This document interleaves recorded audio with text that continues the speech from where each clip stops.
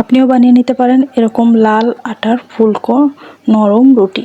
সবাইকে ইট প্ল্যানে সুস্বাগত জানিয়ে শুরু করছি আজকের রেসিপি লাল আটার রুটি। প্রথমে 1 কাপ লাল আটা নিয়ে নিচ্ছি, তারপরে দিয়ে দিচ্ছি সামান্য পরিমাণে লবণ। এবার লবণটাকে আটার সাথে ভালোভাবে মিশিয়ে নেব এবং এবার আগে থেকেই আমি চুলায় জল দিয়ে দিয়েছিলাম। জলটা টকবক করে ফুটে গেলে অল্প অল্প করে জল দিয়ে লাল আটাটার সাথে একটা চামচের সাহায্যে সুন্দর করে মিশিয়ে নিতে হবে। অল্প অল্প জল দিয়ে মেশাতে হবে। আটাটা খুব শক্ত কিংবা খুব বেশি নরম করে মাখানো যাবে না।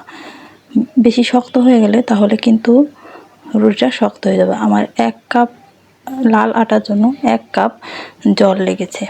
দেখুন কতটা স্মুথ আর কতটা নরম সফট করে আমি এটাকে মাখিয়ে নিয়েছি। আমি 7 থেকে 8 মিনিট এটাকে মথে নিয়েছিলাম। এবার গোল গোল করে বলের মতো করে লেচি কেটে নেব।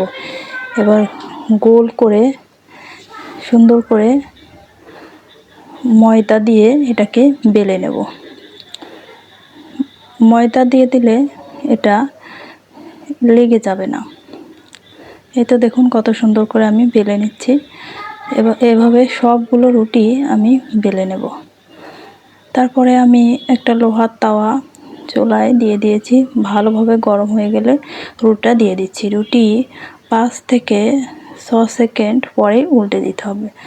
উল্টে দিলে অন্য পাশ যখন হালকা একটু ফুলতে আরম্ভ করবে ঠিক ওই মুহূর্তে আবার উল্টে দিতে হবে।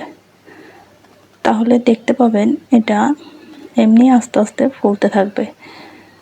যেদিকে ফুলতে থাকবে সেদিকে হালকা করে প্রেস করে পুরো রুটিটায় খুব সুন্দর করে একদম ফুলে যাবে। এভাবে করে আমি সবগুলো রুটি সেঁকে নিয়েছি। রুটিগুলো সেঁকা হয়ে গেলে আমি গরম রুটিগুলো একটার উপর আরেকটা রেখে দিয়েছি। চলুন দেখিয়ে দিচ্ছি কতটা নরম হয়েছে। দেখুন এক মুঠোর মধ্যে ধরা যাচ্ছে, এতটা নরম হয়েছে রুটিগুলো। একটা ছিঁড়েও দেখিয়ে দিচ্ছি যে কতটা ফুলকো হয়েছে। দেখুন কতটা ফুলকো হয়েছে, একদম সম্পূর্ণ ফুলে গেছে। কিন্তু রুটিটাকে নরম রাখার জন্য একটা গরম রুটি একটার উপর আরেকটা রেখে একটা পাতলা সুতি কাপড় দিয়ে ঢেকে অন্য আরেকটা ঢাকনা অথবা একটা পাত্র দিয়ে ঢেকে রাখতে হবে। তাহলে অনেক সময় পর্যন্ত এটা নরম থাকবে, বাতাসে ছড়িয়ে রাখা যাবে না। ভিডিওটা শেষ পর্যন্ত দেখার জন্য অসংখ্য ধন্যবাদ।